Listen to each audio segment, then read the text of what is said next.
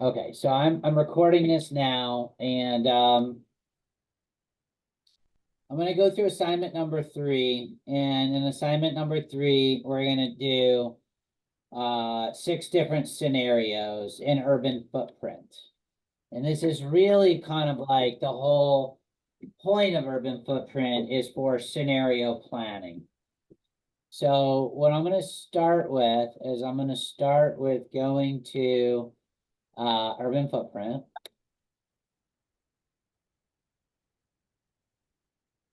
And we're gonna click on analyst. Wait, wait seconds. Yes. What, did you have a question? Yeah. No. Okay, no questions, everything's good so far? Yes. Yes. Okay, all right, so what we're gonna do is we're gonna start, when we start this in Urban Footprint, we're gonna go select our large redevelopment site, and we're gonna do this all from scratch, okay? We're gonna do this whole assignment from scratch right now. And this is what you need to do for your, for your final project, for your capstone project. And you're gonna run these different, I'm gonna take you through this whole process right from the very beginning. So in order, what you do is you click up here in the upper left-hand corner, and you're gonna create a new project. And when you create a new project, you gotta make sure that you do the land use scenario analysis, not the general analysis, okay? You gotta click on that, okay? The other thing is, you wanna upload a polygon boundary. So in order to upload a polygon boundary, you're gonna have to go to the GeoJSON website. So before you even start doing this, you gotta go here, and it's gonna take you to another website. And so for this project, right, I'm gonna type in West Palm Beach.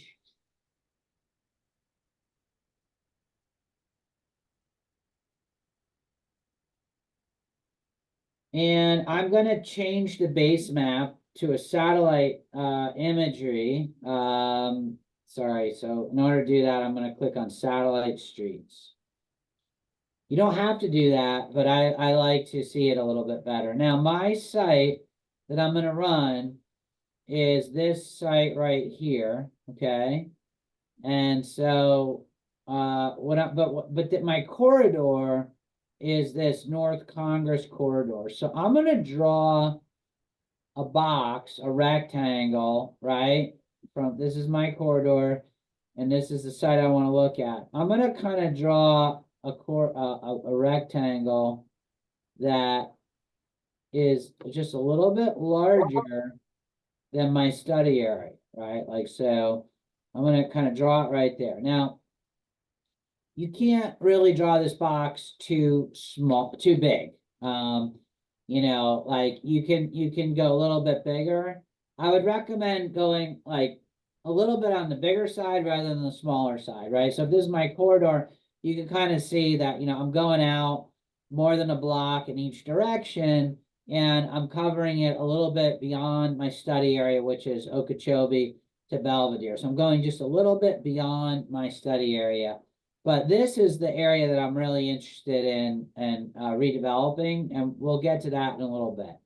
Once you draw your rectangle around your corridor and your study area, you're going to go ahead and just save that as a GeoJSON file, and it just saves that down into your downloads folder. So now I can kind of go back here, and I can kind of click on this blue box, and I can upload it right from my downloads folder.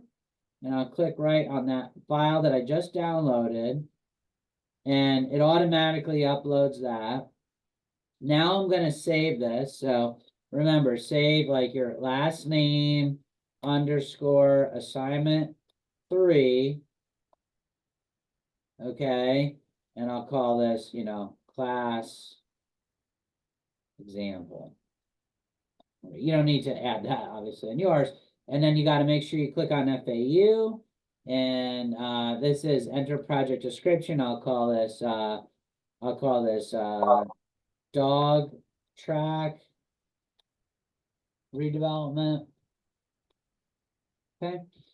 And now I want to select on parcels, okay? And for my context area, I'm going to type in Palm Beach County because mine, it's actually in an unincorporated area. So it's actually not in the city of West Palm Beach. So you need to, figure that out. If it were in the city of West Palm Beach, I put in the city of West Palm Beach, but it's actually Palm Beach County. And then for your context area, because it's a large area, I recommend using census blocks and not parcels. But for this map that I'm uploading, you want parcels, okay? Now I'm going to go ahead, I'm going to create that map. Okay, now you've done this before, so none of this should be new for you. This is something you did in assignment number 1, and I think assignment number 2. So now we have the project area, and it's creating the base canvas. And so while it's working on creating the base canvas, let's go and take a look and see like what we're trying to do. What we're trying to do here is to come up with 6 different redevelopment scenarios that allow us to compare to the baseline. And so the baseline is going to tell us about the number of houses, the number of jobs, and square footage of commercial space that like already exists in the study area, right? So now that my base canvas is populated, we can really quickly go to report, right?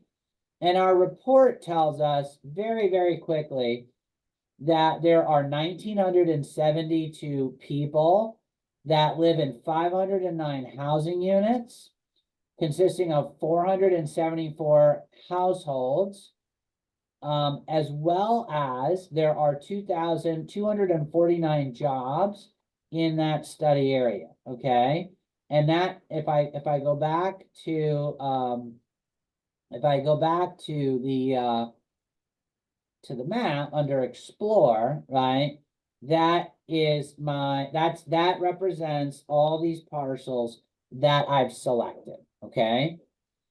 So I have all that base information. So now we're going to create 6 scenarios that is going to allow us to compare each scenario to the base scenario, and then ultimately each scenario to each other, right? And so this will help us in determining what our like recommended scenario is going to be.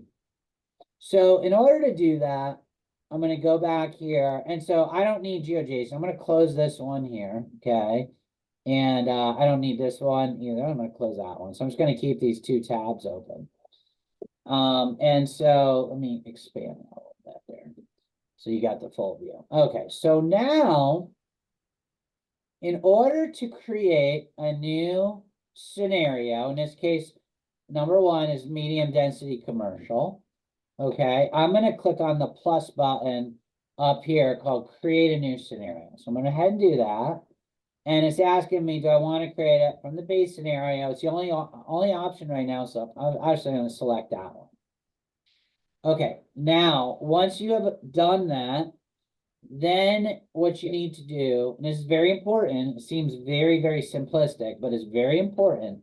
You need to actually click into the tab, because I've done this before where I forgot to click into the tab and I start changing the base scenario, and you don't want to do that. So you always want to make sure you click into your new scenario tab. Now, if I want, I could change the name of this one. I'll call this, rather than say scenario 1, I'm just going to put 1, and then I'll type in here, let's see, what was this called? Medium density commercial. So I'll call it medium density commercial. Okay. I'll save that. Now, in order to create medium density commercial, right? Now what we need to do is we need to build our scenario. So in order to build your scenario, again, I know I don't want to sound like a broken record, and I know it sounds really simplistic. Make sure you're in the scenario, then you click on your build tab over here. Once you've clicked on your build tab, then you're going to select the parcels that you want to redevelop. And there, you could do that by point selection, box selection, or polygon selection, okay? I'm going to use the point selection because in this case, I'm just really concerned about this very large piece of property. But you know what? Maybe, just maybe, I actually may want to select more than one, right? So let me pull up, change the base map to satellite map, right? And like, let's say, for example, you know, I want to, let's turn off this base canvas for a second. Hold on. Let me X out of here.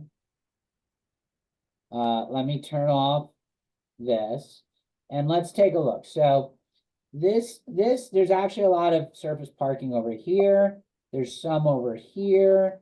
There's some in here. There's this parcel. That one is completely vacant. There's a lot of vacancy in here. There's surface parking in here. A lot of like surface parking in here, right? So there's actually a lot of raw land that I might want to develop over and above just this one parcel. So now I can turn my base canvas back on and my scenario canvas, okay? And the scenario canvas was created once I started selecting parcels. And so rather, in fact, than just selecting this one parcel, I might want to select more than one. So I'm going to X out of this, right? And I'm going to click on a polygon selection feature. And I'm just going to draw a polygon around. So I don't want to redevelop the residential lots, right? And so I'm going to keep kind of drawing my polygon around these areas, okay, that are vacant, right? These areas are vacant. Down here, over here, down here, and then over here, down here, and then back to here. Okay, so now it's selected all of those parcels that overlap with that polygon, including some in here, okay, which is fine. I'm gonna keep those in there for this particular scenario. So once I've got, whether it's one parcel or multiple parcels, once I've got that selected, then I'm going to apply a place type or building type. In this case, I want medium density scenario, commercial, medium density commercial. So let's just imagine for a moment that I'm an industrial developer, right? I want to see what is an industrial site, you know, what is it, what does it offer? And so now let's take a look, for example, I'm going to go in here, I'm going to find an industrial focused scenario. So I'm going to apply this one, right, to those parcels, and I've selected 21 parcels. They call them features. It's saying I've selected 21. I'm going to apply industrial development to those 21 acres. And you can see it's going to get rid of 11 people that live in the area and on those parcels, and probably in these yellow lots over here, that might be some homes. It's going to get rid of those people, there's 3 dwelling units, so it's probably those in there. But it's going to increase employment from 952 jobs to 1,352 jobs. I click on details if I want. It gives me, there's some retail, office, but most of them are in new industrial jobs, right? So if I like that, right, which in this case I do, I'm going to click on the paint button. I'm going to paint those 21 features. to this scenario. And so when it paints it, these colors will change to an industrial color zoning. So that's why it's called painting, because it's painting those colors onto this map. Now, once I've done that, right, then I can analyze it. And if I want to analyze it, right, I want to click on analyze all these modules. You're going to click play for all of these modules. Every time we build a scenario, you're going to analyze it. Now, the analysis takes some time, and you're going to do that. It's going to run in the background while we're doing other things. Okay, so now I've finished with my first scenario. Now I'm going to build my second scenario, which is a high density commercial. So my medium density commercial, or maybe it's even low density, which is what I just did, was more industrial. I might build an office park maybe for this scenario. So again, we create a new scenario. Now, when I go to create scenario number 2, it gives me the option. Do I want to create it from my base scenario, or do I want to build off of scenario number 1? In this class, you're going to build off of your base scenario always. There could be other instances where you might want to build off of your scenarios. Like, let's say maybe I want to do industrial, but now I want to, and rather than have it fully industrial, I might want to change 1 or 2 parcels and maybe put in some office space. And so in that case, you might want to build off of scenario 1. But for this case, I'm going to go back to the base scenario. So I'm going to click on that base scenario. Now that I've done that, right, the temptation is to go and start building out my second scenario. However, again, don't forget, you got to click into the scenario. I've done this multiple times where I've like built a scenario and then I realized, I actually changed the scenario. I didn't build out the next scenario. So you go in here, and a good thing to keep that in mind is maybe just update the name. So I click edit the details. I'll call this one number 2, and I'll call this one HD high density commercial. Okay, and I'll save that. Okay, so now that I'm in this scenario, okay, remember I got to click on build. So I'm going to build this scenario out. And in this particular scenario, I'm just going to build this one parcel here. Okay. And last time I selected multiple parcels. Remember, I drew a polygon and I selected all these parcels. Well, it's okay. Not every scenario has to have the same number of parcels selected. So in this case, I'm just going to build out this one particular parcel, right? Which up here it says I selected one feature, one parcel. That's 47.17 developable acres. Okay, now I don't want this to be industrial, so I'm going to X out of industrial. It automatically preloaded what I did last time. And I'm going to select it. You could do it based on building types, or you could do it based on place types, right? Or I can add directly certain values if I know exactly, the size, building I want to create. So in this case, I'm going to click on a building type. Last time I did a place type. This time I think I'm going to do a building type. And I'm going to do an office building, right? And so let's say in this case, I want to do let's say I want to do an office park. Let's see what the options are. So commercial, mid-rise office. Let's pick mid-rise office. And what you do when you see this is you look at these bottom metrics here, and it says it's going to add 659.3 employees per acre. Now remember, I have 47.17 acres. So if I were to bring up my calculator and do 47.17, multiply that times, let's say, the mid-rise office of 659.3, right, times 659.3 jobs per acre, it will generate a lot, 31,000 employees. That seems like a lot.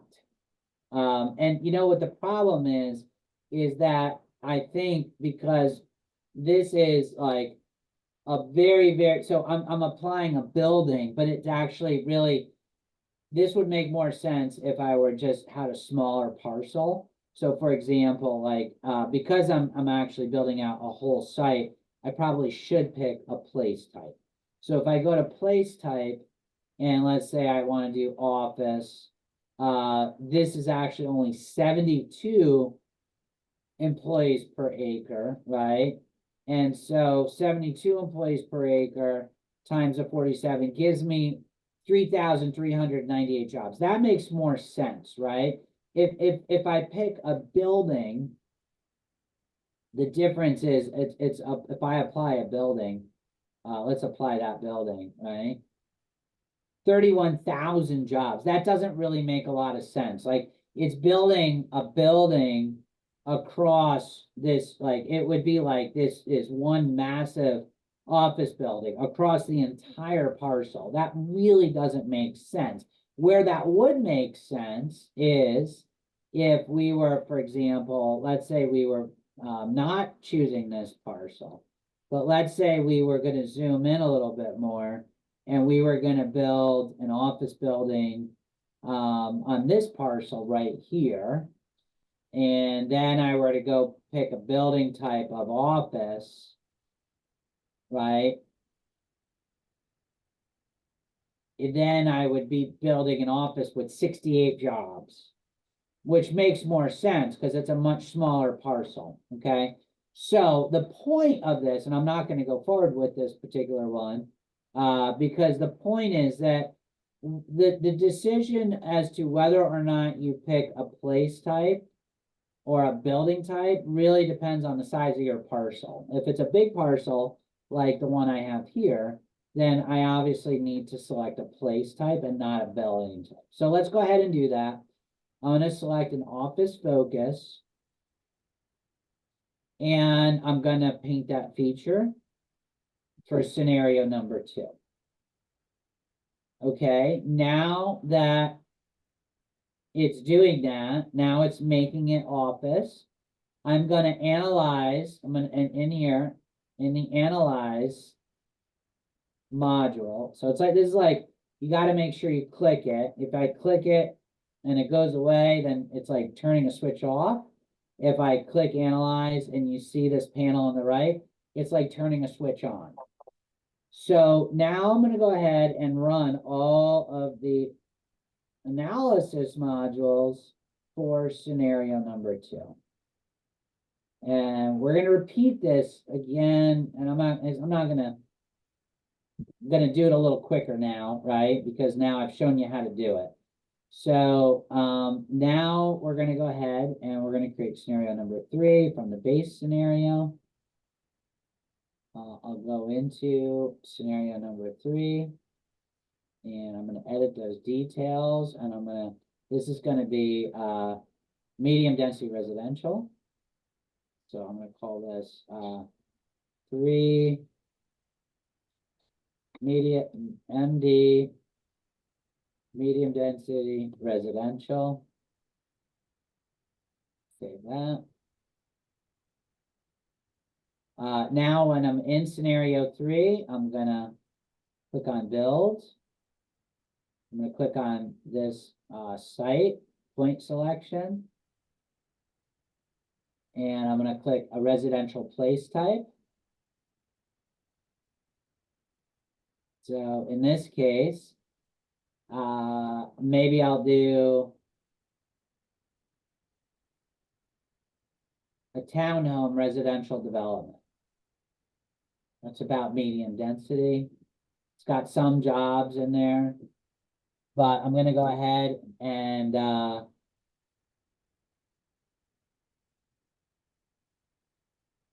paint that scenario. Oh, For some reason, it didn't select it. So I'm gonna select that one.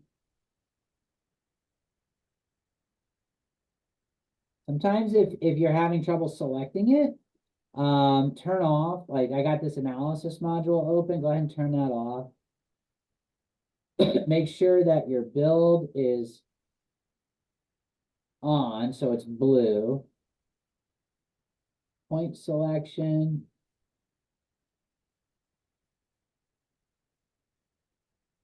Not selecting it for whatever reason, so maybe I'll draw a box in there. Okay. Sometimes urban footprint can be a little quirky. So, try different things. Like I just drew a box inside it. Notice I didn't draw the box outside it because it selects everything in the box. So if your box is within it, it'll just select that one parcel. So, and I know it's selected now because it says that it's selected right here. So I'll go ahead and I'll paint that like townhouse residential.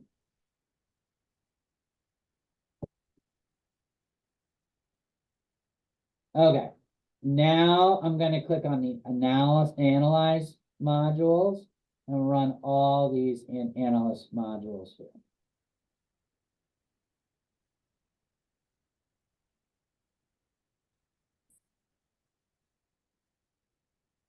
Okay, now we're ready to create our fourth scenario, again, from the base scenario. The fourth scenario is going to be high density residential. Remember, click into the scenario. I'm going to rename this one.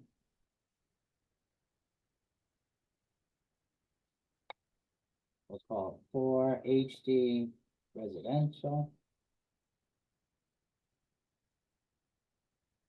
I want to go into the build. Click on the point selection. We'll see if it works this time.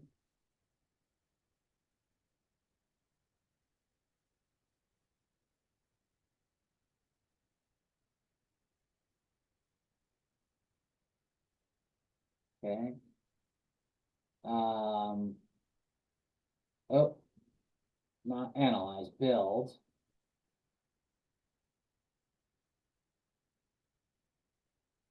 Okay, that one feature selected. Okay, and so now I want to do high density residential.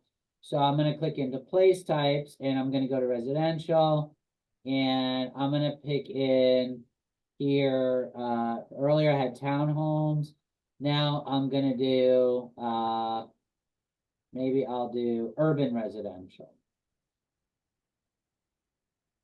And I'll paint that feature to urban residential. And now I go back to my analysis modules and I run the analysis for all the scenarios. And we're just repeating the same thing. We got 2 more scenarios next to create.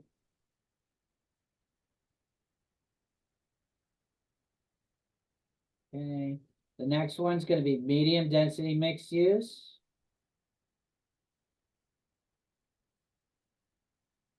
So I'll call this one number 5. Medium density mixed use. I'm gonna use MXD as an abbreviation for mixed use. That you call it whatever you want. So now I've got scenario number 5, and I'm gonna build out a medium density mixed use scenario. Clicking on build.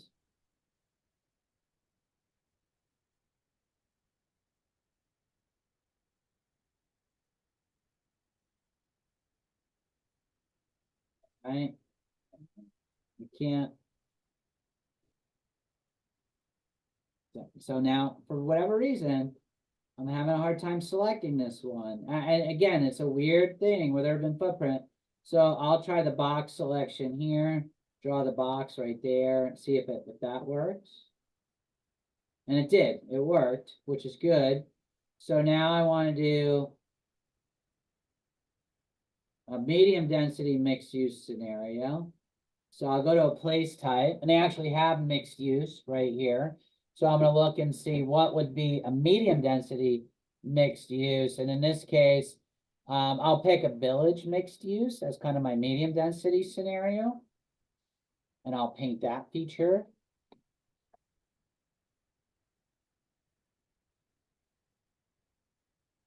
So that one's painted. Now I got to click on my analyze and run all of the analysis modules. And fortunately, we only have to do this one more time. Sometimes these analysis modules can take a little bit of time. So hopefully they'll be done running by the time we are finished. But if not, we may have to wait a little bit, which is sometimes often the case. Which is often the case, not sometimes often, which is usually the case. So let's build out our last one. Okay, we're gonna, again, from our base scenario, and this one's gonna be a high density mixed use scenario. So we're gonna click into that sixth and final scenario. And we're gonna build it out. Click on build. See if I can get it selected this time. It worked. Now I'm gonna go to a high density mixed use scenario. So earlier I picked village mixed use. My higher density includes city mixed use, or urban mixed use. So in this case, I'm gonna pick city mixed use. It's not as quite as high as urban mixed use, right? This is not necessarily a site that's located in the downtown, so maybe urban might be a little bit on the too high side. So let's just go with a city mixed use. Again, it's up to you. You can pick whatever you want. We'll go ahead and we'll paint that one feature.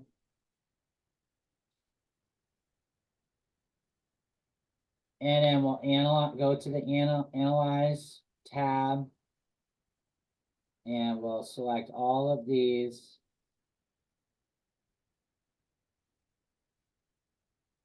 Modules to run, and then we may need to take a break, but let's take a look. So now that they're there, oh, I forgot one thing. I forgot to rename this one. So I'm gonna go ahead and rename this one. Scenario 6 HD mixed use, MXD. High density mixed use.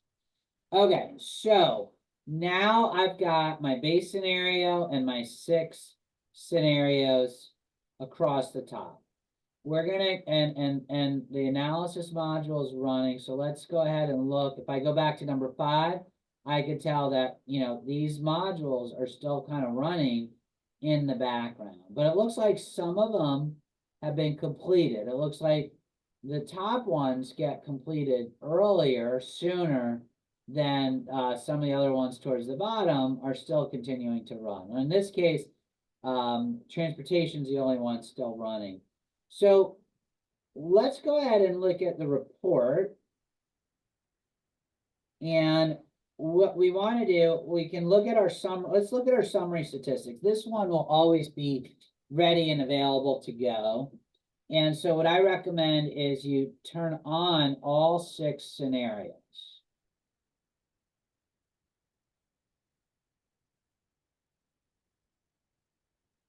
It's a little slow because this program is running in the cloud. And if you're working at home and you have a slower internet connection, that it may even go slower than this, because we're working on campus right now. We got a pretty strong internet connection. So yeah, some of the speed could be the bandwidth, some of it could be based on their computers that are working in the background. And so now what we can see is we can compare the scenarios based on the population, housing, households, numbers of jobs, right? And then other information like jobs by sector, different types of house, different types of building areas. This information, these bar charts, you are not allowed to download unless you can do a screen grab, right? And like if I wanted to screen grab these, I can, take a screenshot and, maybe paste these in my document. But what you could do also is export it in Excel, which is what I want you to do. So I want you to export it in Excel. And when that downloads, go ahead and open that up and let's take a look at what it's telling us. So now it's opening up here on my other monitor. So I'm going to drag it over so you guys can see. Okay, and so now it gives us the numbers behind all those bar charts, and this is something you're gonna wanna use and upload into, as like an appendix to your report.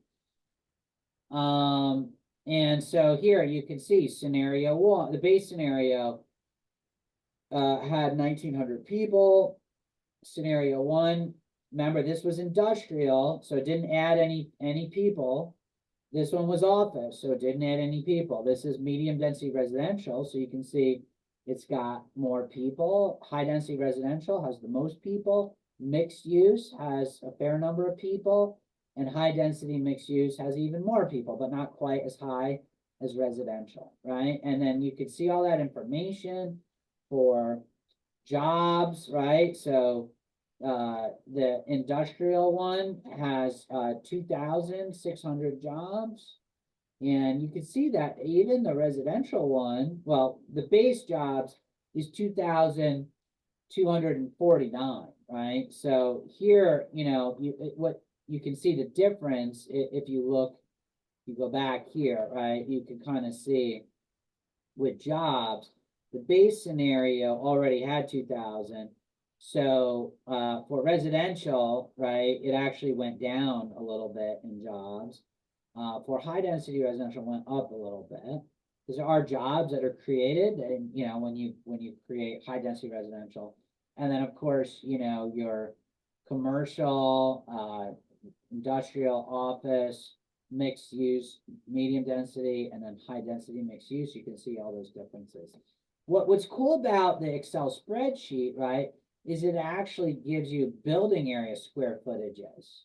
And so you could see what is the square foot of all the different buildings that it recommends. Now, that's just the summary statistics. I want you to go through each module. And so you could see for land consumption, it's run it for all 6 scenarios. For energy consumption, land consumption isn't really, it doesn't really tell you very much information.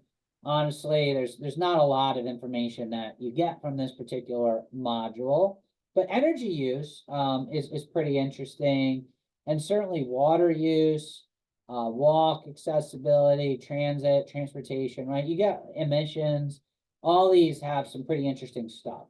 So let's take energy use for a moment. And let's go ahead and download, you got all the bar charts, but I really think it's important to look at the numbers.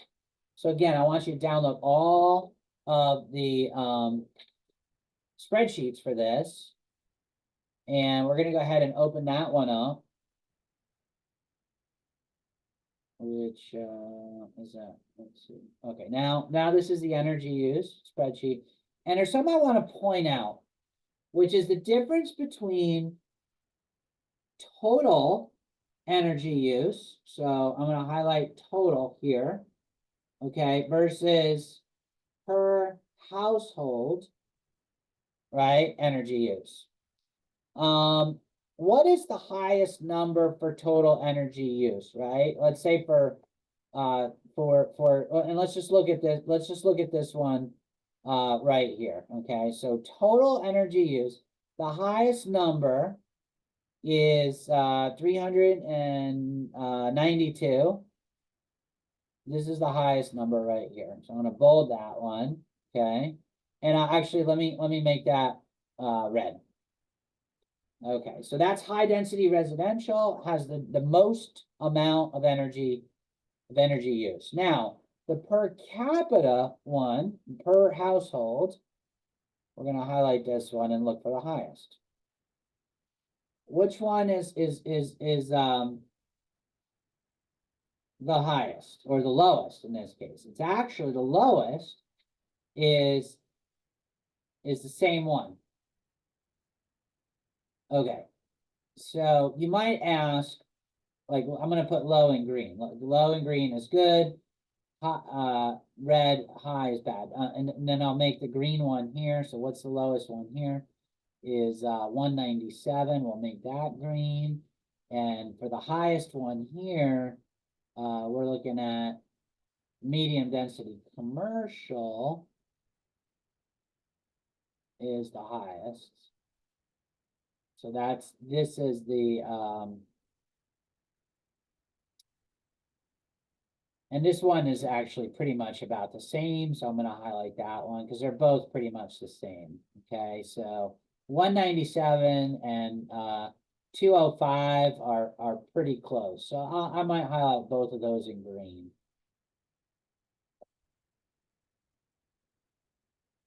Oops, that's green. Okay, so like what's going on here? Why is one higher for total and why is one higher per capita? Okay, this is an important thing that I want you to really think about this, and also in your capstone projects, I want you to be able to discuss this.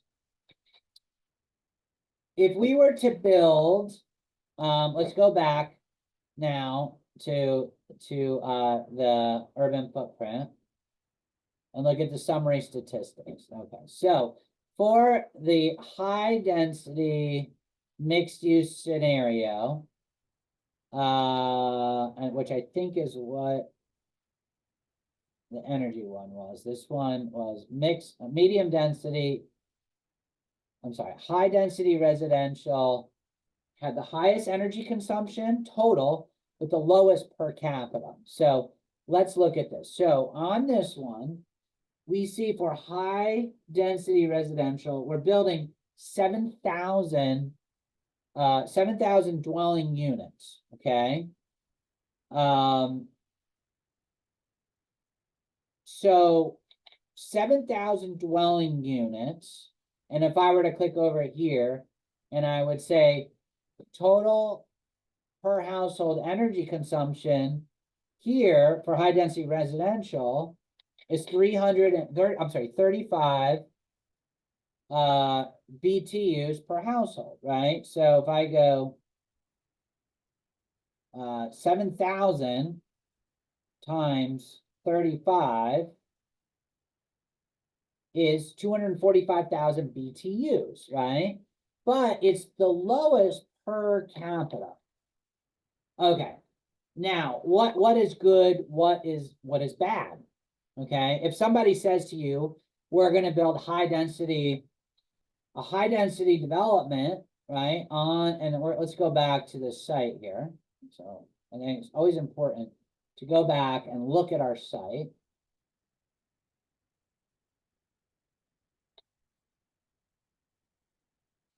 I want to look at my site.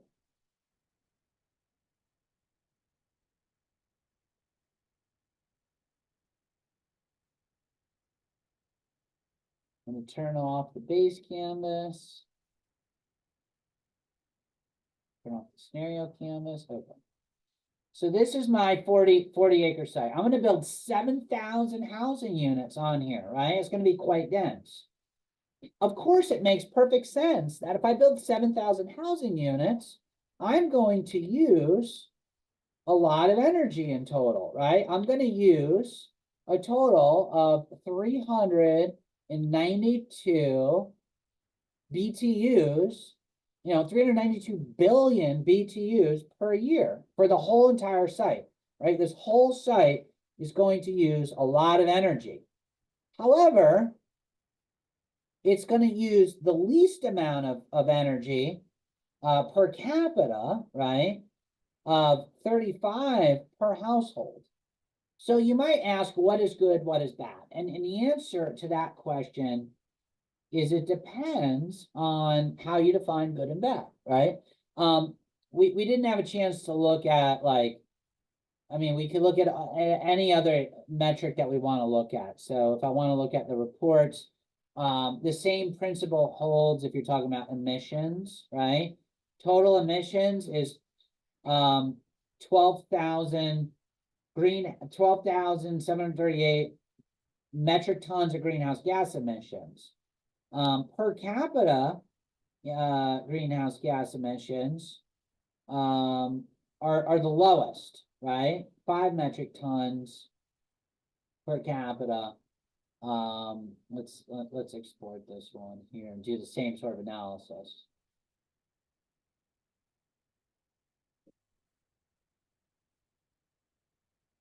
Wait for this to open. Okay, so this is greenhouse gas emissions. It's the same exact concept. Total highest is going to be 62,000. So we'll make that red. And per household total is 6 metric tons per household. So we'll make that green. Okay, so again, going back to looking at our site, if I'm building 6,000 or 7,000 dwelling units on that piece of property,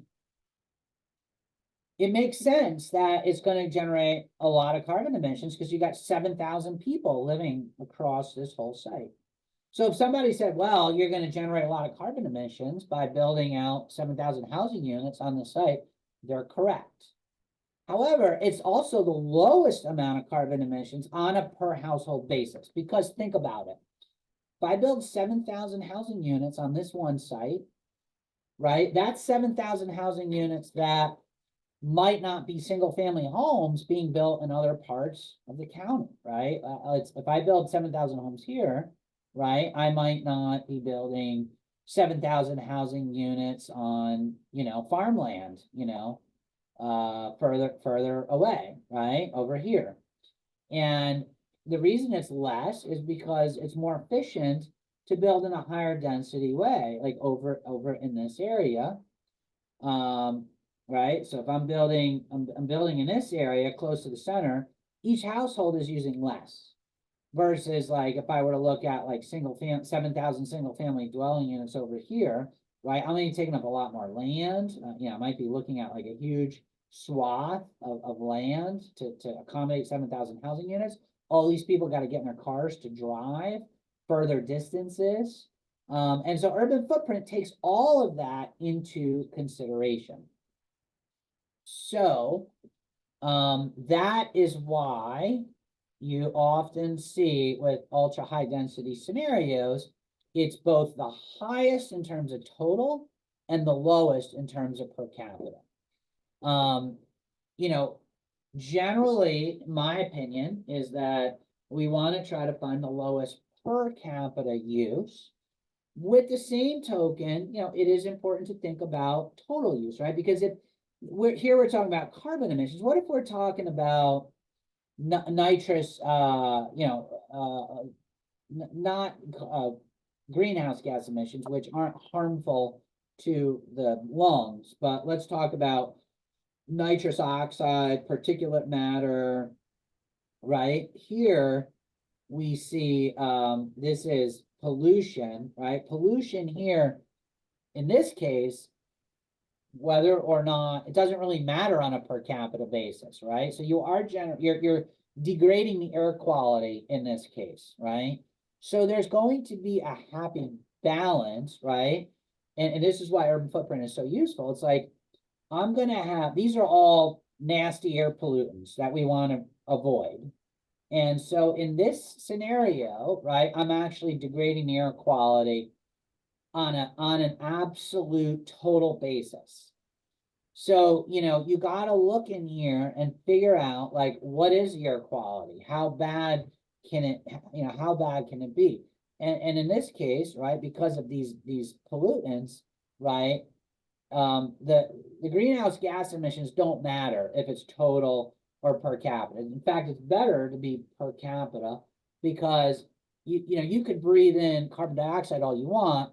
It's not going to hurt your lungs. In fact, we exhale carbon dioxide as people, right? It's not harmful to our bodies.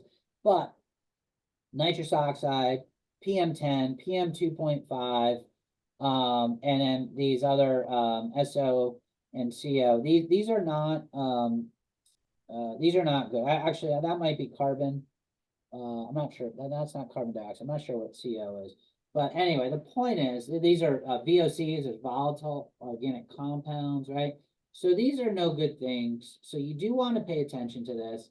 So in some cases, you may want to say, okay, well, maybe the medium density mixed use, at 86 is a nice happy medium, or maybe 117 is okay. Maybe 160 is no good, right? I'm not an air quality expert. That's something that you would want to talk to an environmental engineer or an environmental planner to figure out like what is too high, right? And this is what Urban Footprint does really well, right? And so what I want you to do when you're all said and done with your 6 scenarios is go through here, download, go through every single one, wait for them all to run, right? And in this case, transportation has not run completely yet. Wait till it all runs. Now, if you close this out, you can let it run, come back to it tomorrow or whenever, right? Because it's working in the cloud. You can like look at, like, let's say, for example, transit accessibility, right? This one, not really all that helpful because it's all about the same. Walk accessibility. You see some variations here, right? The more density, the more transit stops you're going to build. Maybe you might put in more pocket parks, things like that. Again, this is all based on the algorithms that Urban Footprint is running in the background based on the scenarios, which you could always read up more about. So that's what you need to do. Again, every time once this is done running, download the Excel report for every single scenario, read through it, see what it makes sense, look at the differences between, the totals, the highest and lowest for the totals, the highest and the totals for the per household. Look at, the things like air pollutants, where of course, you want to minimize air pollutants on a total basis, and look at all the other measures. And then that will help you with your write-up. And then you're going to want to save all of these tables and insert these as an appendix inside of the back of your document. So that way you have all that information. And it's a rich set of data, it's a rich set of information that you'll really be able to get a lot of information. All right. So I'm going to stop there with this recording, and we'll take a break, and we're done with this recording today. Stop.